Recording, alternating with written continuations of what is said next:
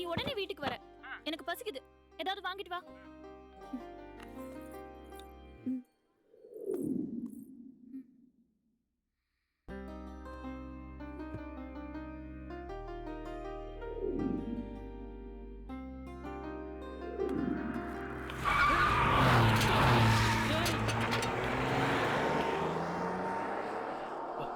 நல்ல வேலை.